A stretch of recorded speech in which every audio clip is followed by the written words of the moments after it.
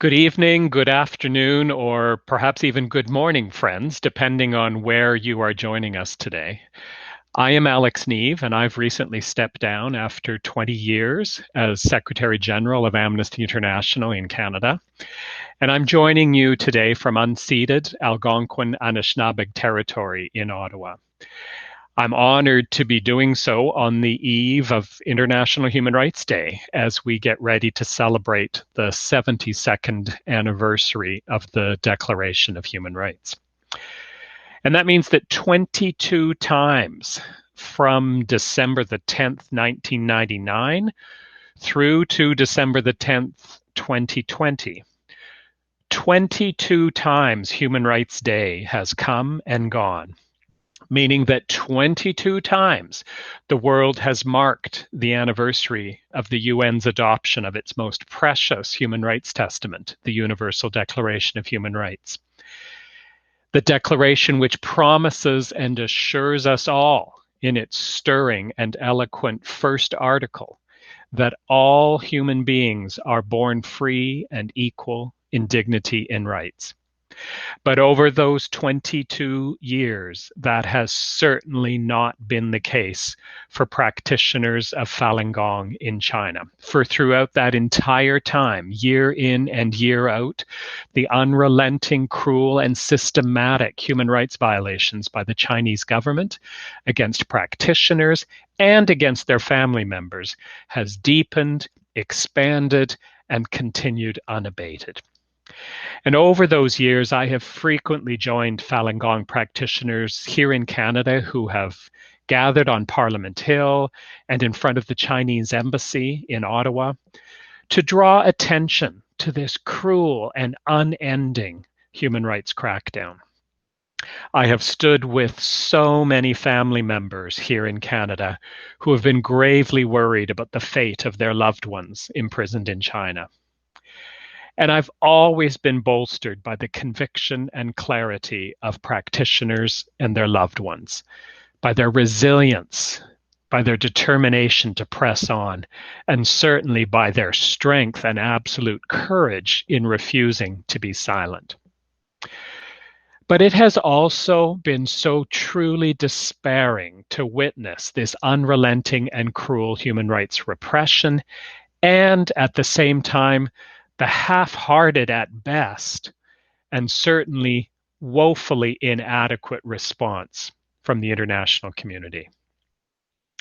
The range of human rights violations which Falun Gong practitioners have endured over these years is considerable and is nothing short of heartless. Religious persecution, freedom of expression and opinion, arbitrary arrest, unlawful imprisonment, unfair trials, torture and ill treatment, and of course, the right to life. And all of this must end. That certainly means that the Canadian government has to increase its efforts to work both bilaterally and multilaterally to significantly intensify the pressure on the Chinese government to relent. That, of course, also means that human rights must come first in our relationship with China, central to all of our engagement across the entirety of government and all business dealings. That means that human rights cannot take a back seat, for instance, to trade and investment, as they have for far too long, for far too many years. We absolutely need to see intensified efforts within the international community, working with a broad array of governments, as broad array as possible, to make it clear that China's atrocious human rights record needs to be addressed. The Falun Gong crackdown for more than 2 decades, the current harrowing Uyghur crisis, the deteriorating situation in Hong Kong, continuing abuses against Tibetans, against Mongolians, and the constant repression of human rights lawyers, advocates, and activists. It is time for the world to find its voice with respect to China's abysmal human rights record. As we come together for this webinar this evening, I certainly very much have on my mind the very worrying situation of Canadian citizen and Falun Gong practitioner Sun Qian, unjustly imprisoned and almost certainly subject to torture, ill treatment, and harsh prison conditions for close to 4 years now. Sun Qian was precipitously convicted to an 8-year prison sentence earlier this year, based on a confession almost certainly the product of duress and torture, perhaps, an unfair trial, and including a supposedly voluntary decision to renounce her Canadian citizenship. There is, as we all know, considerable strain in the relationship between Canada and China at this time when it comes to concerns about prisoners. The Canadian government has, importantly, given much attention to efforts to secure freedom for Michael Kovrig and Michael Spavor, for whom Human Rights Day this year is a somber and auspicious anniversary marking 2 years since their arrest, which means 2 years of languishing in detention and harsh prison conditions. All of that, as we know, in clear retaliation for the extradition proceedings brought against Meng Wanzhou. In a press release today, Foreign Affairs Minister François-Philippe Champagne spoke out about the two Michaels, as they are commonly known, stating, "These two Canadians are an absolute priority for our government, and we will continue to work tirelessly to secure their immediate release and to stand up for them as a government and as Canadians." Sun Qian's case must similarly receive consistent, absolute priority attention at the highest levels of the Canadian government, including from Minister Champagne and even from the Prime Minister himself. Lastly, it is important to note that the repression against Falun Gong practitioners extends to here in Canada as well. In May, on behalf of the Canadian Coalition on Human Rights in China, Amnesty International issued a report documenting harassment, threats, interference, and violence against human rights defenders in this country, including Falun Gong practitioners, who draw attention to China's worsening human rights record. The coalition, in existence for close to 25 years, is made up of organizations across the country who work to ensure that the Canadian government takes effective action to address serious human rights concerns in China. Both Amnesty International and the Falun Dafa Association of Canada are active members. Over the years, human rights defenders active with groups in the coalition, as well as members of the communities they represent, have experienced a growing pattern of harassment, intimidation, and threats in Canada, emanating from individuals almost certainly linked to the Chinese government. The unmistakable intent has been to disrupt and shut down activities in Canada that seek to draw attention to China's notorious human rights record.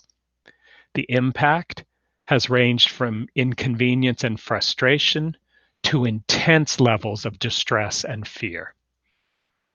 Falun Gong practitioners across Canada have been subject to that full range of interference and attacks.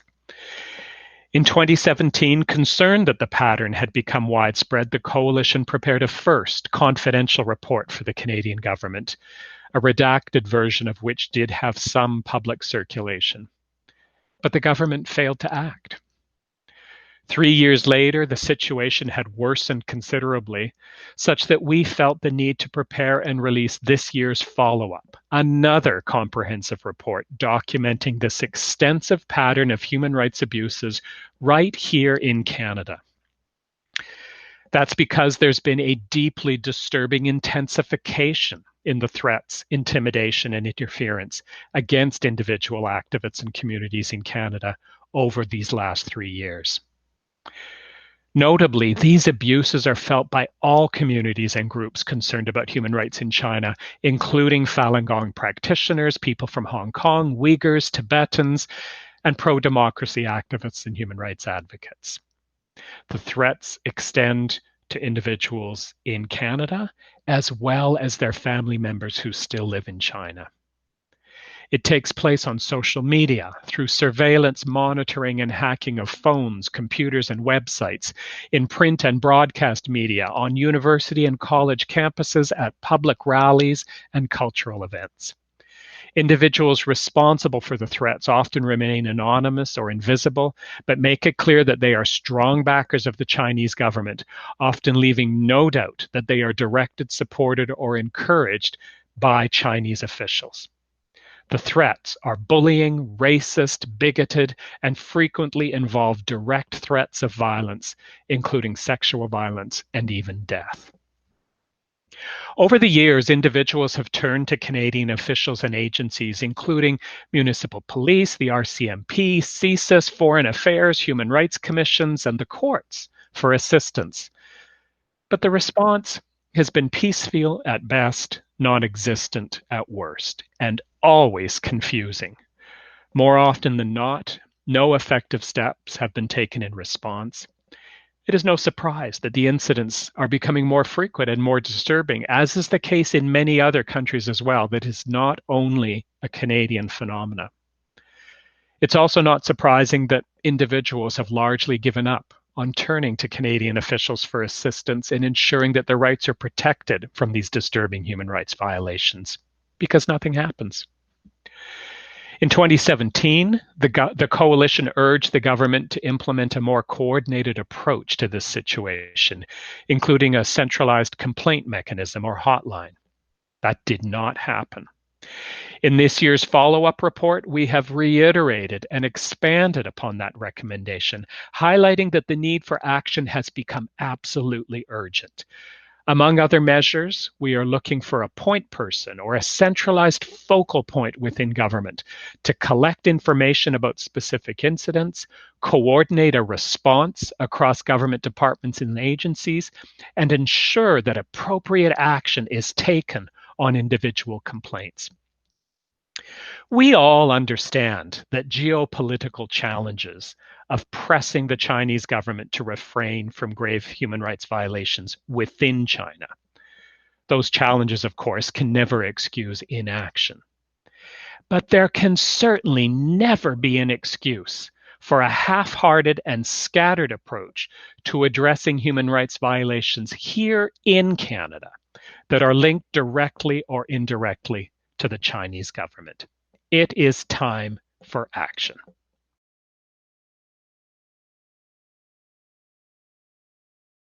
Bilateral relations between Canada and China are currently at rock bottom. A Nanos opinion survey across Canada pre-COVID indicated that 9 in 10 Canadians held a negative impression of the government of China. This is no doubt in part due to the arbitrary arrests of the two Michaels, who remain in inhuman prison conditions 2 years following Canada's house arrest of Huawei executive Meng Wanzhou. Jonathan Manthorpe, author of Claws of the Panda, correctly said recently that the Huawei affair shows that Beijing, quote, cares more about the fate of one red princess than it does about the whole relationship with Canada, close quote.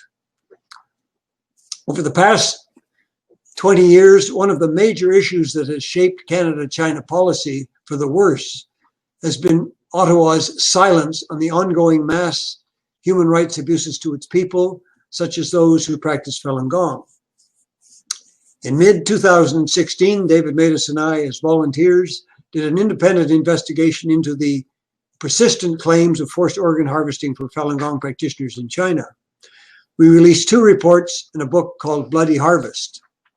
We concluded that for over 2 decades, Beijing's party state had directed a vast network of forced organ harvesting from prisoners of conscience, primarily Falun Gong, but also Uyghurs, Tibetans, and Christians who are killed for their organs.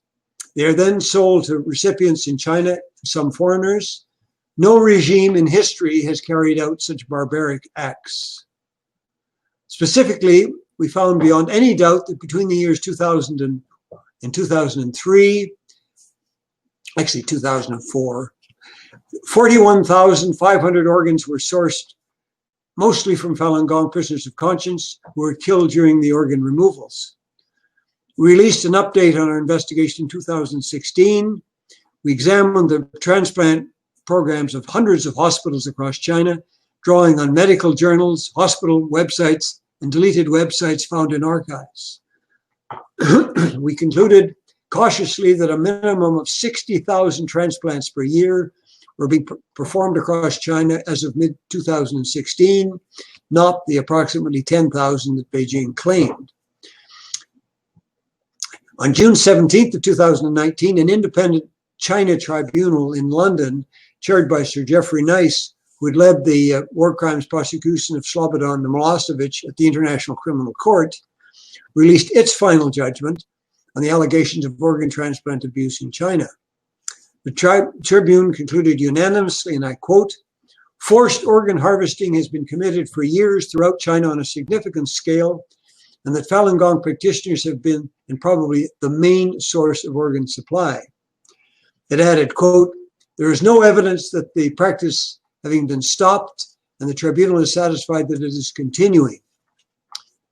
In a Ottawa Citizen opinion piece, Canada's much respected Rabbi Emeritus, Dr. Reuven Bulka, later commented on Beijing's organ harvesting crimes.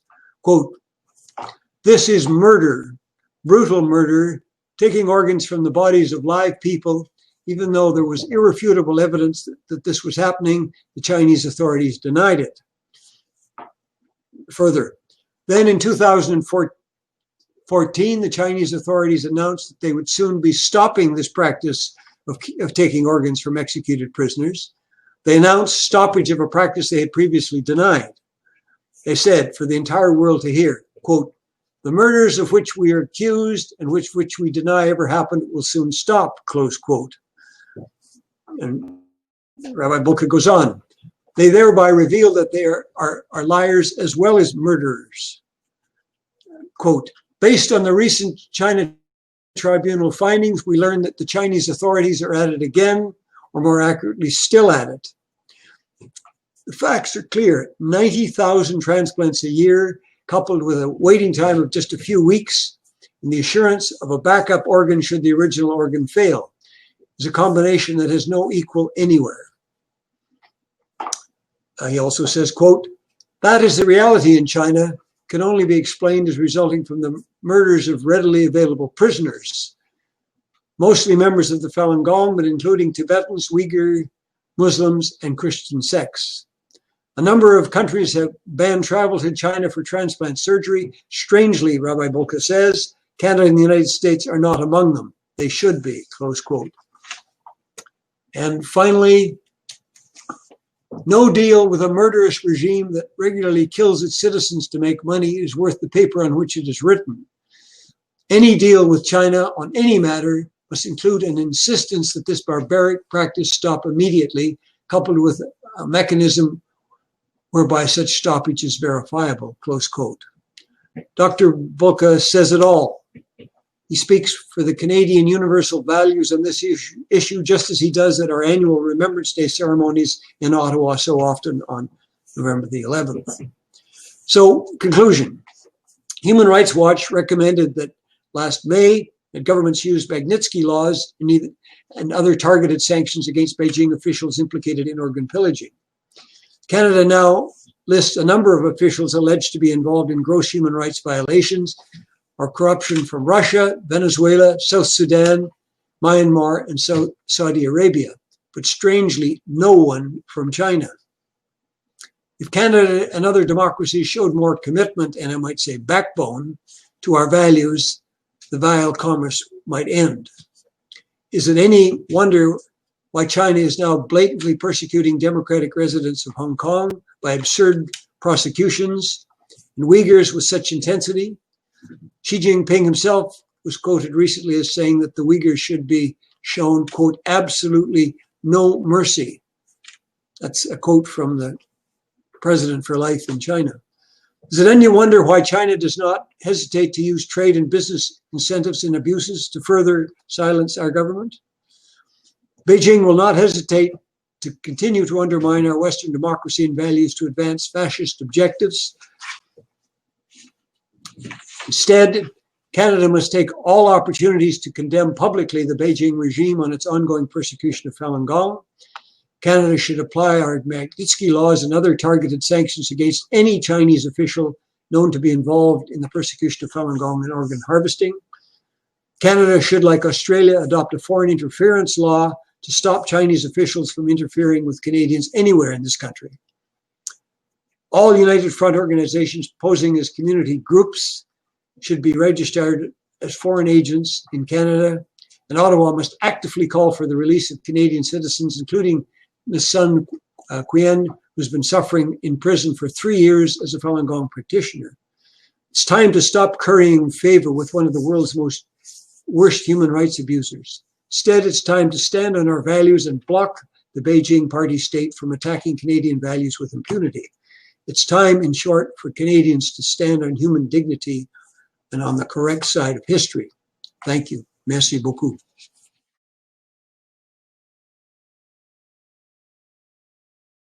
David Kilgour and I have written a report on the killing of Falun Gong for their organs. And I'm supposed to do this in 12 minutes, so I'm going to try to keep to that. I've got a longer text that will be posted, I expect, and people can read it if they want. And what I wanted to do is say something about the mass killing of Falun Gong for their organs in comparison, in contrast with the Holocaust. I wanted to start off with a text from Yehuda Bar, who's a Holocaust scholar. He said, the Holocaust can be a precedent or it can become a warning. And the Holocaust, in several ways, is different from the killing of Falun Gong for their organs. Yet there are features of the Holocaust similar to the killing of Falun Gong for their organs. These features serve both as a precedent and as a warning. The first way in which the Holocaust was a precedent to the killing of Falun Gong for their organs is incitement to hatred. The Nazis were not just anti-Semitic. Anti-eliminationist anti-Semitism was central to their existence. It was who they were. One can say something similar about the Chinese Communist Party. There is, one can see, a lot of incitement to hatred, slander, and vilification against Falun Gong, but there's more than that. Falun Gong, in the eyes of communists, is an existential threat to their rule. One reason was the numbers, an estimated 100 million practitioners at the time of the repression, far more than the membership in the Communist Party, a group imbued with non-communist beliefs. Another reason was the connection of Falun Gong with Chinese traditions, the blending of spiritual Buddhist and Taoist traditions with the exercise Qigong traditions, in contrast to the Communist Party, divorced from these same traditions. Communism is to China a Western import, which saw itself as modern, a break from these traditions. A second way in which the Holocaust was a precedent for the killing of Falun Gong for their organs was the impetus of money. The Holocaust has been called the greatest robbery in history. It involved the theft of well over 150 billion of assets of victims of Nazi persecution. Efforts are still being made today to recover those assets. Money was also a significant driver of the killing of Falun Gong for their organs. When China shifted from socialism to capitalism, the state withdrew funds from the health sector. Since 1980, government spending dropped from 36% of all healthcare expenditure to 17%. Hospitals needed to find private funding to replace state funding. Foreign and local sales of organs became the primary moneymaker. A third precedent from the Holocaust, which is relevant to the killing of Falun Gong for their organs, is the connection to advanced technology. The Holocaust was, unlike any other genocides before, the product of an advanced civilization at the forefront of humanity's culture, technology, medicine, legal, and administrative structures. The progress of European civilization made the Holocaust easier rather than harder to perpetrate. Transplant technology is a relatively recent medical advance. It did not exist in Nazi times. This technology, though designed for human betterment, is, like all technology, morally neutral. The innovators of transplant technology, one can assume, never imagined that what they developed would be used to murder prisoners of conscience and sell their organs for huge sums. As the Communist Party of China has shown in spades, transplant technology can be used to advance evil as much as good. A fourth Holocaust precedent is the absence of relevant standards. After the Holocaust, and because of the Holocaust, a whole sequence of international human rights instruments developed, which imposed duties on individuals, not only on states, and granted rights to individuals, not only to states. These instruments filled gaping holes in the international human rights spectrum. Today, we see the same gaping holes in the instruments, standards, and mechanisms necessary to combat cross-border organ transplant. Legal and ethical standards are mostly silent on the subject of cross-border transplant abuse. The fifth precedent from the Holocaust relevant to the killing of Falun Gongs for their organs is the sense of impunity. Nazi mass murderers were eventually brought to justice through Nuremberg and other trials. However, at the time they committed their crimes, they were convinced that this would never happen, and for sure it wasn't happening in Nazi Germany. Today in China, no one is prosecuted for participation in state-sponsored killing of Falun Gong for their organs. There is impunity for these crimes in China and even abroad because of the gaping holes in the legal system of remedies, which I just mentioned. A sixth relevant precedent from the Holocaust is cover-up. Once the Nazis came to realize they would lose the war, they began a systematic effort to destroy installations and documents which would provide evidence of the Holocaust.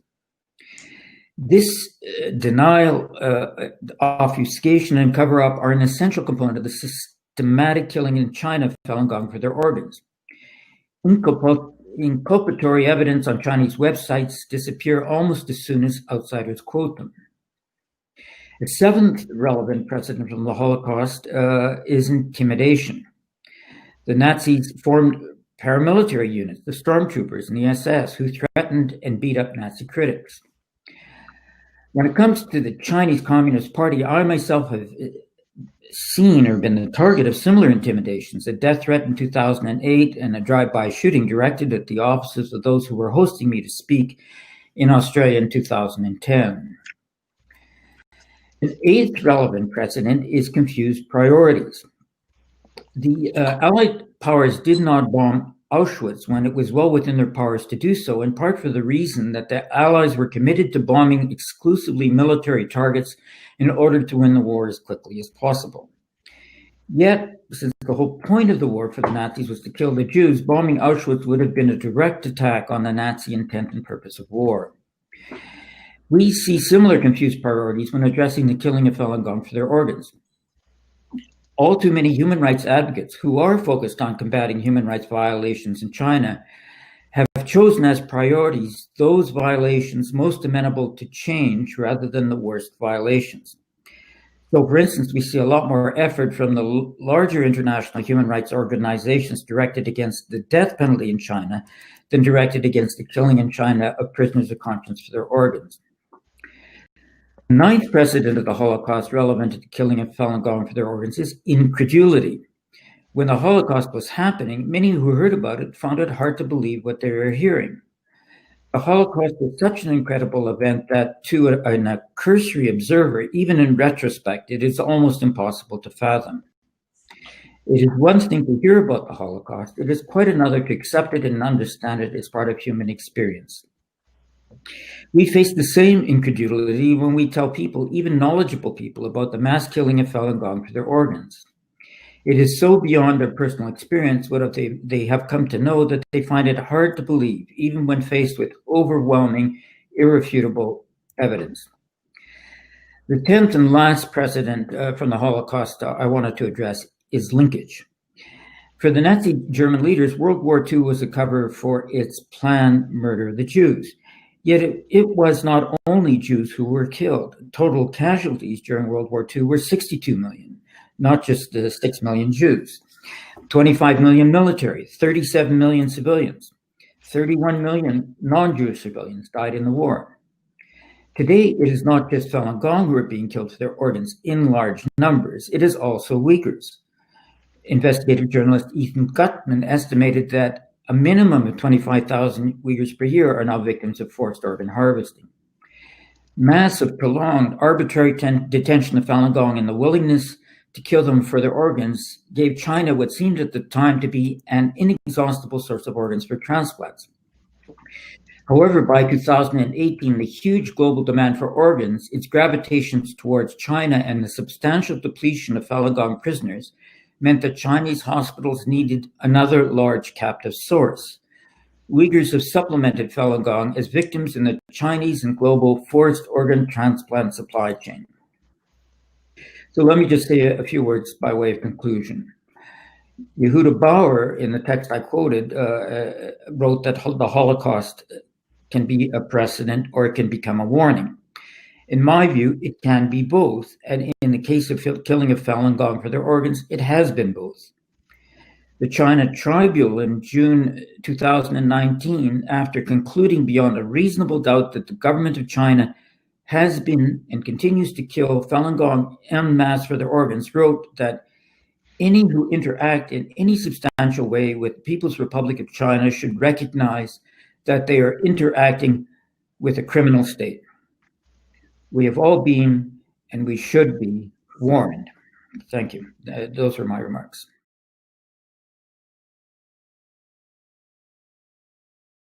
Hello, my name is Levi Browde. I'm Executive Director of the Falun Gong Information Center, which is an all-volunteer organization. We're based in New York. We have volunteers around the world. We're focused on getting information out of China about the persecution of Falun Gong and getting into the hands of people that can do something about it. So there's really just two main topics I wanted to cover here tonight. One is I want to do a brief recap of kind of current trends that we're seeing inside China, and then maybe spend most of the time talking about why the Falun Gong issue matters, maybe from a Western perspective. So real briefly, what we've seen inside China over this last year is actually a bit of a surprise, an escalation. And I'll look at two how do I do the muting type numbers. Oh, got to run back. We'll look at two specific numbers. One is the number of arrests, and one is harassed. A lot of times, people who practice Falun Gong in China, police may knock down their door, harass them at work, ransack their home, but not actually detain them or put them in prison. And so we categorize that as harassed. So a couple things to look at. If you look at February of this year versus February of last year, you saw a 200% increase in the number of people arrested and a 76% increase in the number of people harassed. Now keep in mind, that's February inside China, which was a fairly lockdown period. Fast forward to October of this year versus last year, you saw a 63% increase in arrests and a 500% increase in those who were harassed. Why is this? Well, there's really two main reasons you could point to. One is in recent months, they've started a new campaign they're calling the Zero Out campaign, which is essentially means zero out the number of people who practice Falun Gong in your region. And we've seen this over the years. They periodically churn out a new flavor of campaign to advance the persecution there. But the main goal there is, unlike in many other campaigns, not necessarily to take the person into a prison, but to make their life more of a living hell. For example, obviously they have a blacklist of people who practice Falun Gong in China. Everybody has an ID card that you use to do basic transactions, get a passport, buy things, that kind of thing. That ID card has a chip. And so if you are a Falun Gong practitioner, you're on this blacklist, that comes up every time you try and do something like try and get a passport. In some cities, police actually have devices where it gets pinged when you have somebody on a blacklist that's within at least a 30-feet radius of you. So the whole campaign has really been to squeeze them more and more and more, get them to say they'll stop practicing Falun Gong and therefore zero out the number of practitioners. And I think this is one of the reasons you're seeing an escalation in the number of arrests and the number of harassments, even though at varying time periods this last few years, cities have been under lockdown. The second reason is actually the pandemic itself. Over the years, the persecution of Falun Gong largely started as a persecution of a religious group inside China.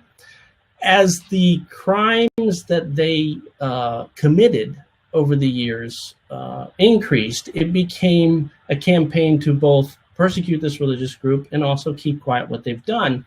And then as Falun Gong became more adept at getting information out of China, it became a campaign to try and squelch this network of information. And indeed, that's what you see in a lot of these, some of the harassments and some of the arrests. Falun Gong people inside China are being arrested because they're disclosing some of the real information about what's happening, for example, with the virus in and around Wuhan, when the CCP was saying one thing, and the network of people inside China that were normally reporting on the human rights abuses of Falun Gong was saying something else, and that was causing an increase there. So overall trend, despite the lockdowns, you're seeing a significant increase in arrests and harassments inside China. Let's move on to the second thing I want to talk about, which is why this matters. And I'll talk about this from a few angles. First of all, aside from, obviously, anytime there's a significant human rights abuse against a group of people, that's something we should all care about. It degrades the whole moral integrity of our world, and that's something we should be standing up for. There are other parallel reasons to take some of this seriously. One is that the Falun Gong persecution in a way has been a testing ground, or I'd even call an incubator, for 21st century tyranny. Let's take a look at a couple of examples. Torture has been prevalent on this planet for forever. But with Falun Gong, the way in which they refined practices to torture in order to brainwash, in other words, to break someone's spirit, get them to pledge allegiance to the CCP, this was actually, for lack of a better word, a discipline. They actually had people in some of the more quote-unquote successful labor camps, such as Masanjia, toured other parts of China and trained the people there. How do you more quickly and readily break a Falun Gong practitioner? How do you brainwash them? Refining this technique of brainwashing is now being used on Uyghurs and other groups, as well as torture techniques. The Tiger Bench, for example, became highly used on Falun Gong and refined on Falun Gong, and now you're seeing it showing up in cases of Uyghurs and other groups. The second way is maybe sort of the way to talk about is the legal veneer. There's always been somewhat of a legal veneer, but the idea of masking the wholly illegal and unjust practice of taking people because of their faith and throwing them into a labor camp or a prison, and coding that in a judicial process with judges and prosecutors and verdicts was refined on Falun Gong, much more so than it had been in the past. And that, again, is being used on other groups. And I think the third thing to mention would be the firewall. If people remember back in 1999, internet was just coming up. The development of the firewall was primarily driven on the need to survey and to censor Falun Gong. And this becomes very obvious when you look at even Western companies hoping to sell their services to the CCP would even feature that in their materials. Ethan Gutmann, I think, was even in a trade show inside China where they would pull people in and say, hey, let me show you how you can more readily track Falun Gong. You saw that in paperwork on lawsuits filed against Cisco Systems, where they're explicitly marketing their services as a way to track Falun Gong. The development of this firewall, while now it is used to surveil and censor the entire Chinese internet and is actually being, you can see following it, the Belt and Road Initiative, it's probably being used in other countries now. It was initially driven on Falun Gong. So these are sort of examples on by having the CCP persecute Falun Gong in the way that they have over these 20 years, they have developed these methods, and now other groups are suffering, or the wider population is suffering. So that's one thing I think that's notable.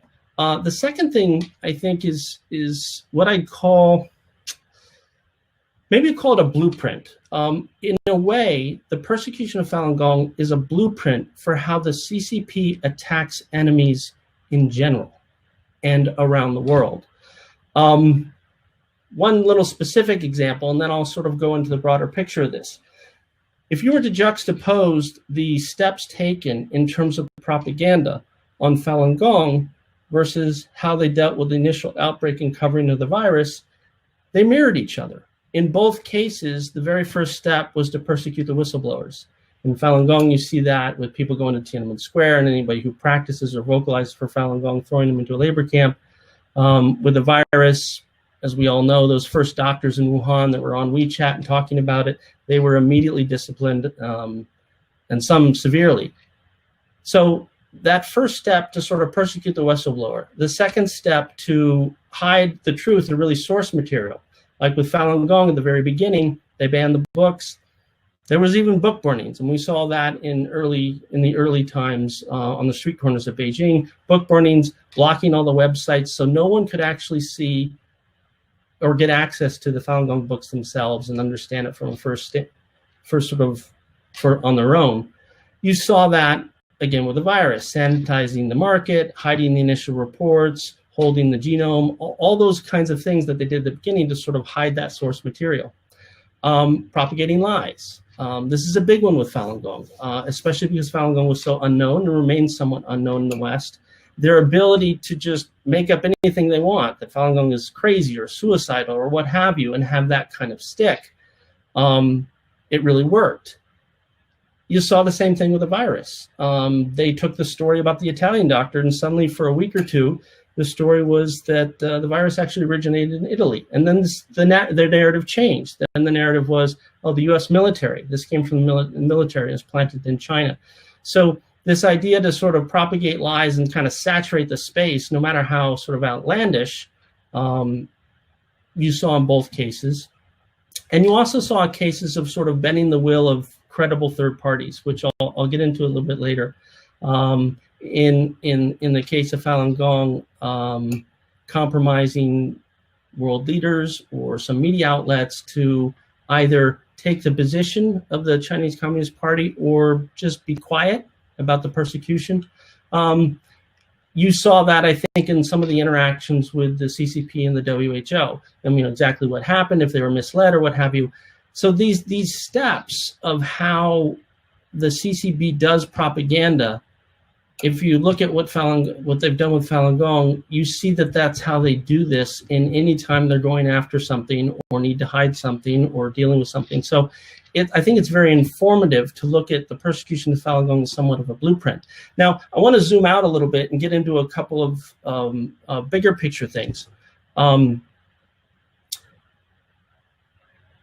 Two Chinese colonels back in 1999 authored a book called Unrestricted Warfare. And in it, they outlined this policy, which apparently has been in effect for over 20 years, of using every sector of society to try and undermine the West, particularly the United States. And it's really sort of the kitchen sink mentality. In a communist country, they have control over government, judiciary, business, media, even religion, education, and utilizing that to go after an enemy in multifaceted ways. You see that kind of mentality being unleashed on Falun Gong, and it's across the spectrum. Let's take the political spectrum. There's a couple of things to note there. When the persecution first started, Jiang Zemin was meeting Bill Clinton, I think in the APEC meeting at the end of 1999. One of the first things he did was handed Bill Clinton a book, Slandering Falun Gong, explaining the persecution. I mean, it was that important. 2 years later, when Condoleezza Rice was just taking office as the National Security Advisor, she was having her first meeting with two high-level or counterparts with the Chinese embassy.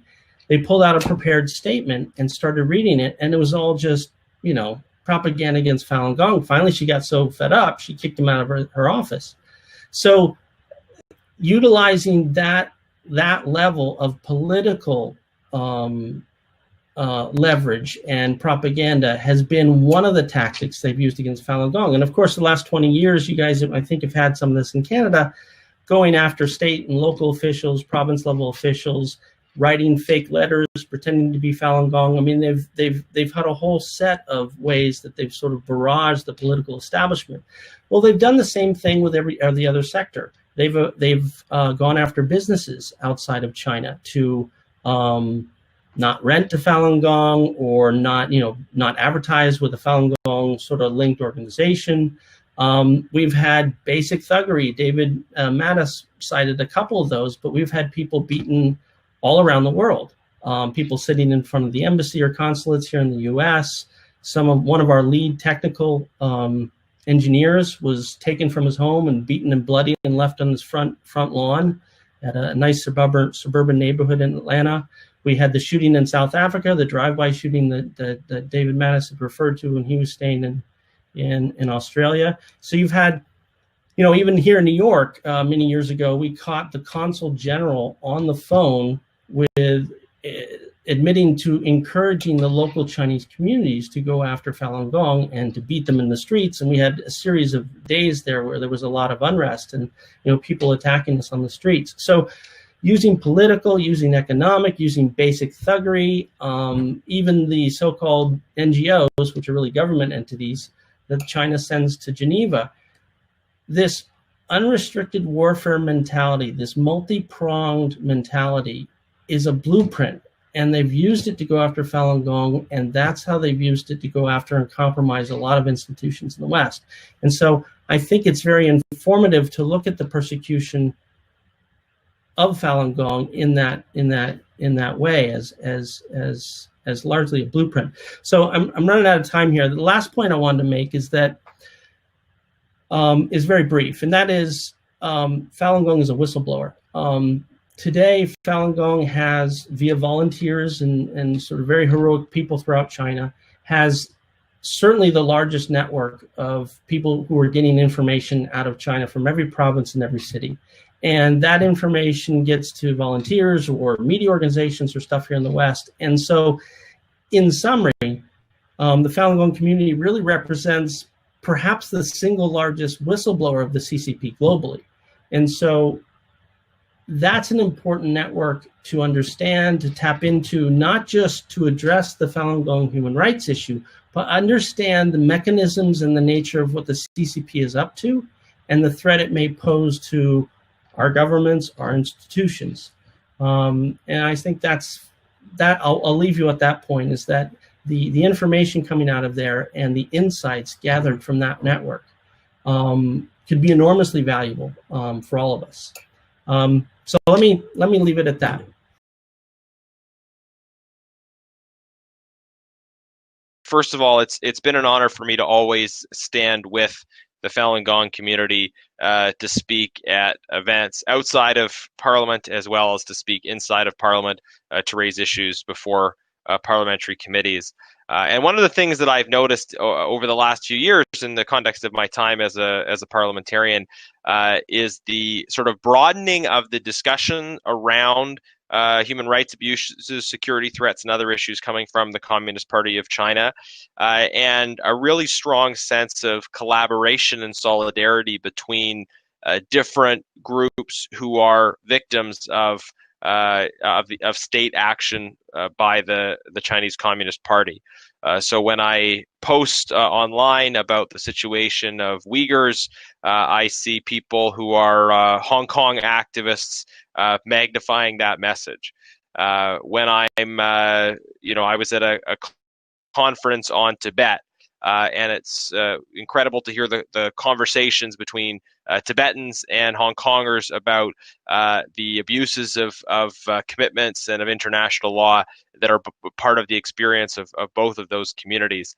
And to see as well the dialogue happening between Uyghurs and Falun Gong practitioners on the issue of organ harvesting, recognizing that organ harvesting is something that has been going on for a long time, targeting Falun Gong practitioners, and increasingly there are concerns about now organ harvesting targeting Uyghurs as well.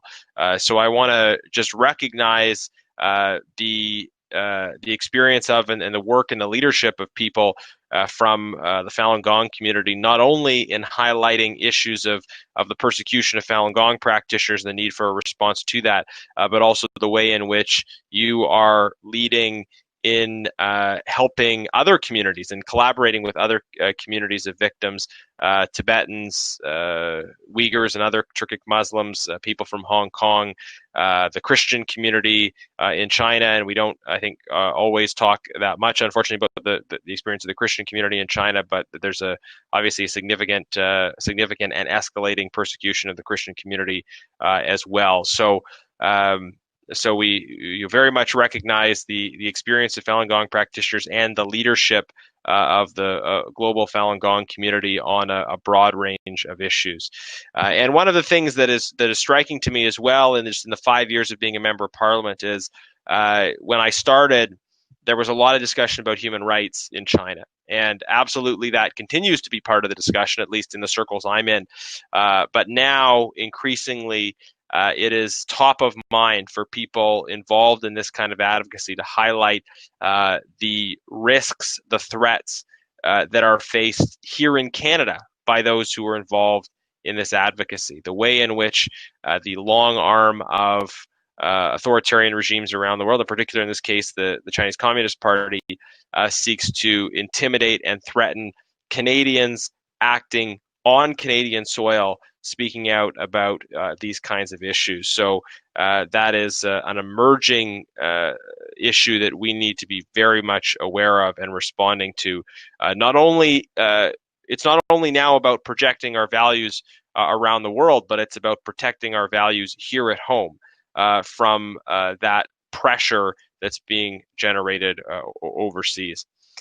Now, I wanted to just highlight a number of parliamentary issues to encourage your ongoing advocacy on these issues. Of course, well known to many of you, I think, who are on here, will be Bill S-204. This was Bill S-240 in the last Parliament. It's a bill inspired by the work of Mr. Kilgour and Mr. Maida. Such an honor to be on here with both of you, who did the groundbreaking work on organ harvesting and trafficking in China.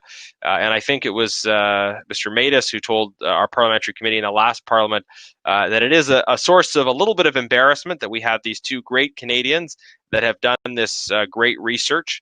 And other countries have taken up the charge to pass legislation on organ harvesting and trafficking, and yet here in Canada, the country from which the researchers came who did this critical work, Canada has not yet stepped up. And we have this legislation that would make a big difference. It would make it a criminal offense for a person to go abroad and receive an organ where there hadn't been consent, and also create a mechanism by which someone could be made inadmissible to Canada if they had been involved in forced organ harvesting and trafficking. It's a strong mechanism to ensure that Canada would not be complicit in organ harvesting and trafficking. And the bill, of course, it is largely inspired by the experience in China, but we recognize that illicit organ harvesting and trafficking does not just happen in China.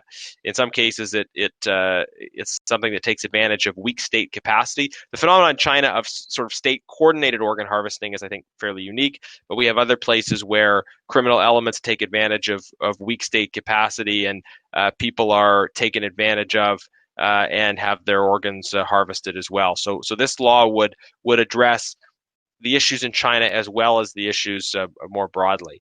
And I want to recognize the leadership of many people on this. I think Irwin Cotler was the first one to put this bill forward. Boris Yashnevsky also put a bill forward like it.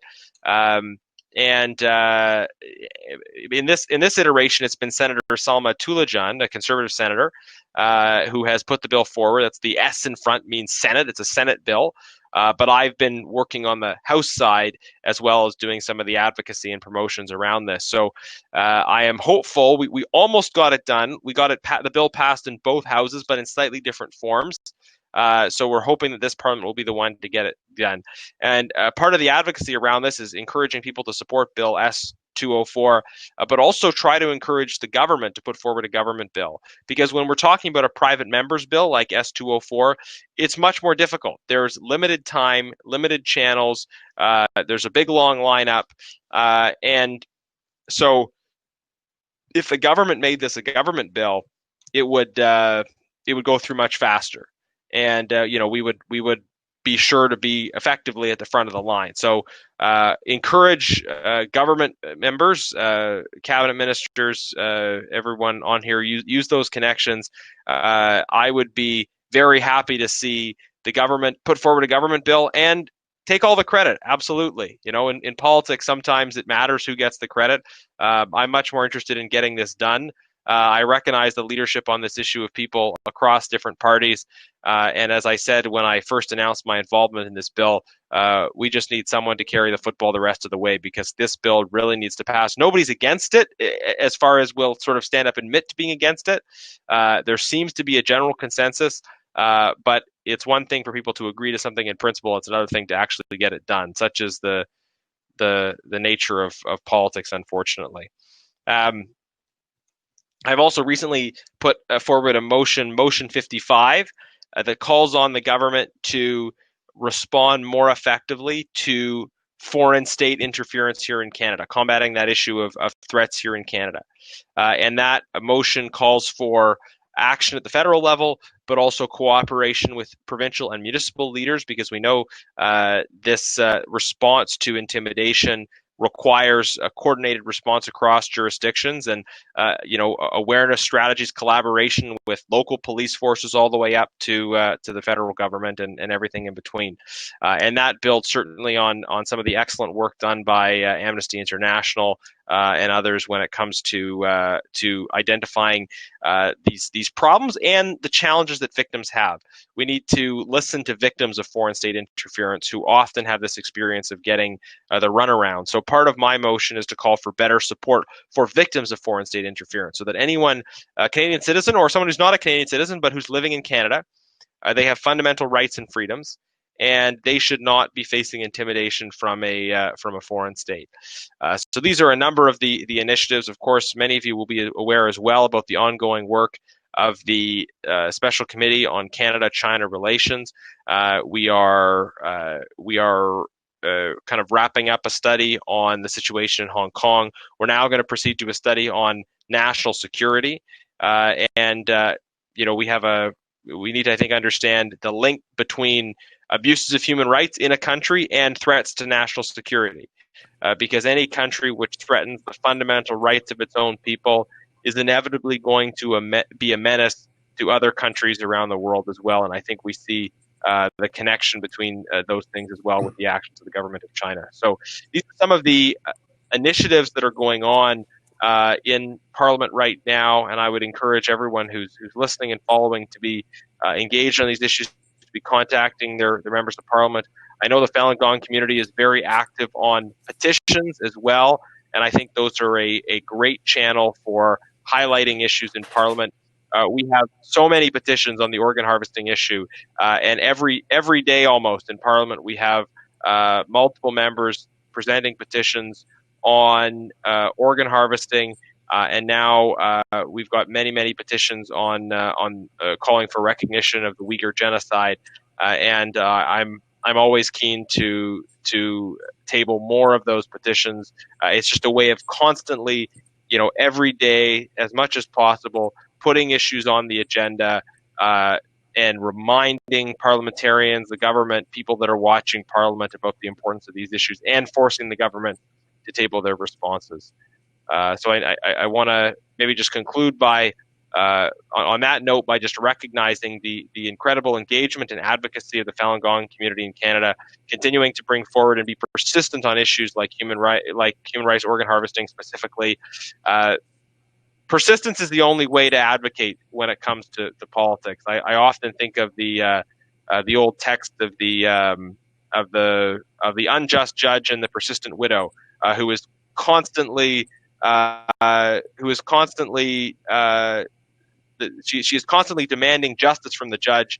And in the story, this is from the Christian scriptures, the judge is an unjust judge. He's not interested in listening, and then he finally says to her, not because I'm in any sense moved by morality, but because you've annoyed me so much, then I will listen and give you justice. And this has to be, I think, the spirit that we bring to politics, that hopefully people are motivated to respond to our advocacy by our appeal to their humanity and to justice, but if nothing else, our persistence in highlighting these issues will eventually lead people to give in and support just measures. If nothing else, just to get me to stop constantly tabling petitions every day and repeating the same thing over and over again. So thank you all for your advocacy. It's such a pleasure to work with you, and thank you for letting me be part of this conversation.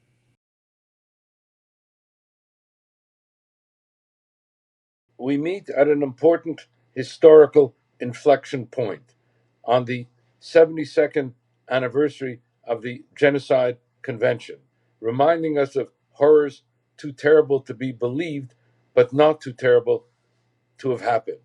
The Never Again Convention, which has been violated yet again, again, and again. And on the 72nd anniversary of the Universal Declaration of Human Rights, sometimes known as the International Magna Carta of Human Rights, but which has been violated in any one and every one of its particulars. And we meet also in the 22nd anniversary year of the CCP's eradication campaign against the Falun Gong, the criminalization of fundamental rights and fundamental freedoms, of freedoms of expression and religion and belief and association and assembly, where a spiritual and exercise meditation group is dehumanized and demonized as if it were a criminal cult, where a group espousing the ancient Chinese values of truth and compassion and tolerance is targeted for exclusion and extinction, and where the members of the groups have been the ongoing targets of illegal arrest and arbitrary detention, of torture in detention, of false and trumped up charges, of the denial of any presumption of innocence, of the denial of any right to rebut any of the charges, of the denial of any semblance of due process, in the denial of the right to counsel, the right to a fair trial, or the right to a hearing before an independent judiciary where 99.9% have their charges secured as convictions. In a word, the denial to the Falun Gong of any semblance of due process, of any semblance of the protection of human rights and human dignity. I first encountered the persecution and the prosecution of the Falun Gong shortly after I was elected a member of parliament in a by-election in November 1999. I was approached to take up the case and cause of Professor Kunlun Zhang, a Falun Gong practitioner who had been a colleague of mine at McGill University. Professor Kunlun Zhang had gone to China to visit family members. While engaged in a spiritual and exercise group, he was, in effect, abducted, illegally arrested, detained, tortured in detention, and subjected to all the iniquities that I have been describing above. In other words, all the attending deprivations of due process and human dignity. As a newly elected member of parliament, together with a colleague of mine, Judy Scrow, who had also been elected in a by-election at the same time, and David Kilgour, another member of parliament, we organized a series of all-party press conferences on behalf of Professor Kunlun Zhang, as well as a number of other initiatives on his behalf. I recall being advised by governmental officials that we should not hold these press conferences because the government was about to embark on a trade mission to China. My answer, as reported in the press at the time, was that there is no contradiction between promotion of trade and promotion of human rights. The contradiction is between the promotion of trade and the lack of promotion and protection of human rights. And so at that moment in time, we continued with our advocacy, and I'm delighted that Professor Kunlun Zhang was released and the trade mission, in fact, went ahead. Canada-China relations, and this was the main principle that I've always adhered to, cannot be anchored in or proceed upon any compromising of human rights and human dignity issues, which brings us to the present day in Canada-China relations, which should be organized around the following principles. Number one, that we must distinguish between Xi Jinping's China, the CCP, and the people of China, who are the standing targets of mass domestic repression. Number two, that while we support engagement with China and support trade with China, this cannot be done at the expense of the protection of human rights, at the expense of the protection of human dignity.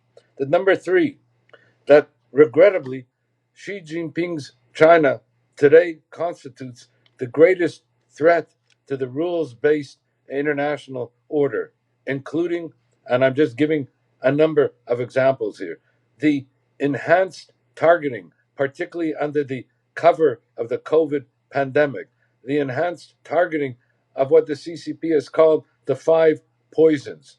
By that, I mean the targeting of the Uyghurs, Hong Kong, Falun Gong, Tibetans, and Taiwanese. The illegal forced harvesting of the particularly Falun Gong organs and organs also of others such as the Uyghurs, Tibetans, and Christians, and which Sir Geoffrey Nice in his China Human Rights Tribunal characterized as ongoing crimes against humanity. Number three, the assault on media freedom, where it's not as well known as it deserves to be, that China jails more journalists than any other country in the world. Number four, the assault on lawyers and human rights defenders. Let me give you just one example of many that I can use, and that is Falun Gong practitioner Sun Quan, in whose defense I have been involved, and as a result of which had conversations with her lawyers in China, only to learn that there has been, in effect, a succession of 7 lawyers seeking to represent her, but who have themselves been repeatedly arrested or disappeared or charged or held in a communicado or forced to give up the representation of her case and cause. And then, of course, there are the thousands of political prisoners like Sun Quan, like Hussein Jalil, the disappeared Canadian Uyghur, who I might also mention, and Dr. Wang Bizang, one of the longest serving political prisoners in China, who himself abducted in 2002, brought to China, and in a sham trial, sentenced and convicted on both the trumped up charges on treason and terrorism, and sentenced to life imprisonment in solitary confinement, where he suffered a series of debilitating strokes. And so the question is, what then do we do? And let me, for reasons of time, just summarize in a kind of shorthand the actions that we need to take. Number one, it is our responsibility to expose and unmask the culture of criminality and corruption and the impunity which underpins it, which can be seen through the looking glass, as I've mentioned, of the persecution and prosecution of the Falun Gong, which regrettably has fallen off the international radar screen, but which has to be returned to the public human rights agenda and become a priority with respect to our concerns and our advocacy. Number two, to unmask and expose the crimes against humanity being committed that are targeting the Falun Gong, as dramatized with the illegal forced harvesting that I was referencing.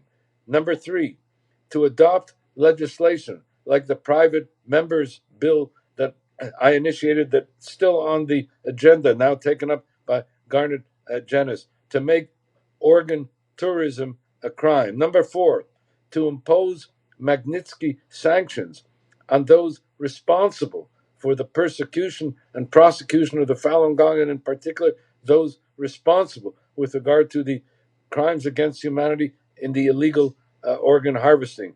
I might add that Magnitsky sanctions, as we speak, have now been adopted by the European Union, and this makes our leveraging of the issue of Magnitsky sanctions all the more compelling, as we can join in concert now also with the United States, with the United Kingdom, and with the European Union to that effect. Number 5, to counter the bullying of Xi Jinping's China, where they target countries one by one, Australia, Japan, Canada. And what we need, and that is why we formed some 6 months ago, is an Inter-Parliamentary alliance, re China, to reverse the asymmetrical power relationship where China uses its economic power and otherwise to bully countries one by one, as I said, but now we mobilize parliamentarians in concert, hundreds of parliamentarians from over 25 democracies. And what we need, and we may also find, is an intergovernmental alliance, the CCP, an alliance of democracies to counter the bullying of Xi Jinping's CCP. Number 6, to protect against the threats and harassment of the supporters of the Falun Gong here in Canada, and as set forth in the China Coalition on Human Rights, to adopt those recommendations to counter the intimidation and foreign penetration here in Canada. And this would lead me to a 7th point, and that is to adopt, as Australia has done, a foreign interference law to protect against the foreign penetration, intimidation, and harassment of Canadians.